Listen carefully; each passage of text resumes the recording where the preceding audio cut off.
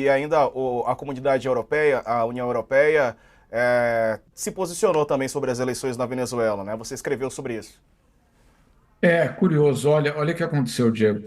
A ONU ontem tinha publicado justamente um relatório sobre os seus observadores na Venezuela, né? Então a ONU concluiu que o processo não foi transparente, a ONU concluiu que esse negócio de não entregar a ata é algo sem precedentes na história da democracia recente. Aí é curioso, porque obviamente ele coloca na história das democracias recentes, como obviamente a Venezuela não é uma democracia, eu não sei de qual história recente a gente está falando, porque obviamente está comparando ou está colocando numa categoria que simplesmente não existe.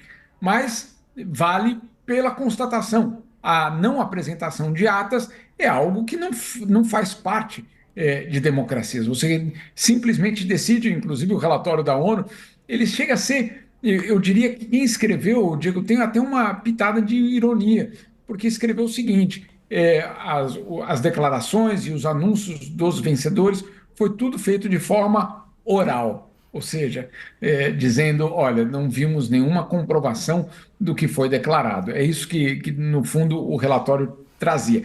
E o que fazem os europeus hoje? O José Borrell, que é o chefe da diplomacia europeia, uma espécie de ministro das relações exteriores da União Europeia, ele publica um comunicado dizendo que toma nota desse relatório da ONU, acha muito importante, cobra a transparência da Venezuela, mas aí ele tira uma conclusão a partir do relatório da ONU, dizendo o seguinte: que o relatório da ONU mostrou que aquelas atas que tinham sido vazadas ou obtidas pela oposição eram legítimas.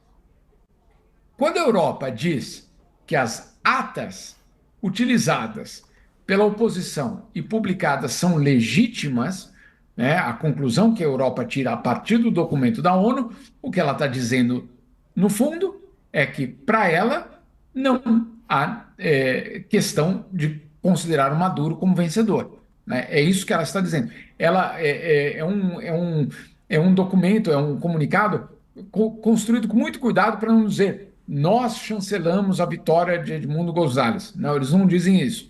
No lugar disso, eles dizem nós consideramos correto o que foi considerado, que as atas da oposição são consideradas como legítimas, ou seja, não são fraudulentas, não é uma construção, não é uma manipulação. O que a Europa está dizendo no fundo, olha só, nós não temos confiança alguma dessa declaração de que o Maduro venceu.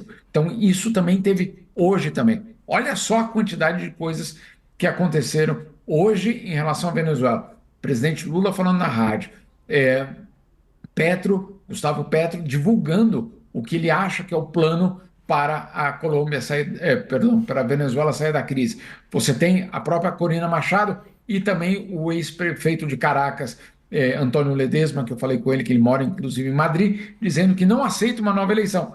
E você tem o Biden, obviamente, escutando mal. Mas, enfim, tirando essa questão do Biden, o resto que você tem é uma pressão internacional muito grande em relação ao Maduro. Eu estou com o coach, sinceramente. Você pode fazer a pressão que você quiser, você pode colocar vamos dizer assim, a condição que você quiser nessa história, mas o Maduro sabe que ninguém vai invadir a Venezuela no momento em que os americanos passam por uma eleição presidencial. Olha, eu diria o seguinte: nos Estados Unidos existem três posições sobre a Venezuela, não duas. Você tem a do Biden, você tem a da Kamala Harris e você tem o do Trump. Ou seja, não é nem mesmo duas posições diferentes, são três posições.